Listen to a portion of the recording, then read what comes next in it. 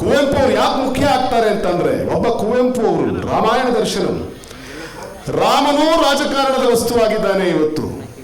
ಆದರೆ ಯೋಚನೆ ಮಾಡಿ, ರಾಮ ರಾಜಕಾರಣದ ವಸ್ತುವಲ್ಲ, ಅವನು ನಮ್ಮ ಬದುಕಿಗೆ ಒಂದು ದೊಡ್ಡ ಆದರ್ಶ.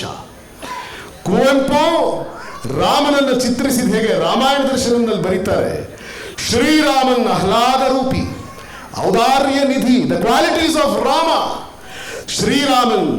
ಶ್ರೀರಾಮನ್ ಆಹ್ಲಾದ ರೂಪಿ ಔದಾರ್ಯ ನಿಧಿ, ನಿರಸೂಯಂ ಸರ್ವರ್ ಅನುರಾಗ ಭಾಜನಂ, ಕಲಿ ಮತ್ಸರ ವಿದೂರನ್, ಅತ್ಯಂತ ಶಾಂತಿ ಕನಿ, ಪ್ರಿಯಭಾಷಿ, ಹಿತಸಖ, ಮಿತಮಾರ್ಗಿ, ಧೀರವಶಿ, ನಗುಮಗದ ಸಂಯಮಿ, ಕೃತಜ್ಞತಾಮೂರ್ತಿ, ಮೇಣ್ ಜ್ಞಾನಿ, ಸಜ್ಜನ ಪ್ರೇಮಿ, ಸೂಕ್ಷ್ಮಮತಿ, ಪಂಡಿತಂ, ರಸದರ್ಶನಾಸ್ವಾದನಂ ಗೈವ ಸಹಜ ಕವಿ. ಇಂಥ ಅದ್ಭುತವಾದ ಮಾತುಗಳನ್ನು ಕುವೆಂಪು ರಾಮನ ಬಗ್ಗೆ ಬರೆದರು. ರಾಮ ನಮಗೆ ಆದರ್ಶ. ರಾಮ ಈ ನೆಲವನ್ನ ತಿದ್ದಿದ ರೀತಿ ಏನು ಅಂದರೆ, ಅವನು ಹೇಳ್ತಾನೆ ಪ್ರಿಯಭಾಷಿ. ಎಂಥ ಪ್ರಿಯವಾದ ಮಾತು, ದ್ವೇಷದ ಮಾತನಾಡಲ್ಲ. ತನ್ನ ಹೆಂಡತಿನ ಅಪಹರಿಸಿದವನು, ಅವನು ಸತ್ತು ಬಿದ್ದಿದ್ದಾನೆ.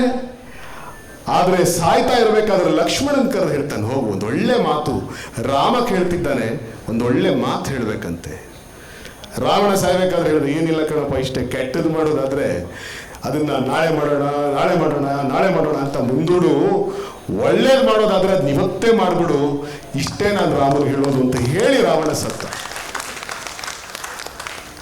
ತನ್ನ ಹೆಂಡತಿನ ಆರಿಸ್ಕೊಂಡು ಹೋದವನ ಹತ್ರ ಹೋಗಿ ಬೋಧನೆ ಕೇಳ್ತಾನೆ ರಾಮ.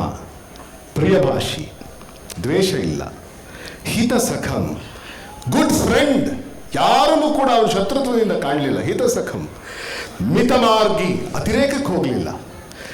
ಧೀರವಶಿ, ನಗುಮೊಗದ ಸಂಯಮಿ, ಕೃತಜ್ಞತಾಮೂರ್ತಿ, ಒಂದು ಸಣ್ಣ ಸಹಾಯ ಮಾಡಿದಂಥ ಅಳಿಲನ್ನ ಸದಾಕಾಲ ನೆನಪಲ್ಲಿಟ್ಕೊಳ್ಬಹುದಾದಂಥ ರಾಮ ಕೃತಜ್ಞತಾಮೂರ್ತಿ, ಮೇಜ್ಞಾನಿ, ಸಜ್ಜನ ಪ್ರೇಮಿ, ಸೂಕ್ಷ್ಮಮತಿ, ಪಂಡಿತಂ, ರಸದರ್ಶನಾಸ್ವಾದನಂ ಗೈವ ಸಹಜ ಕವಿ.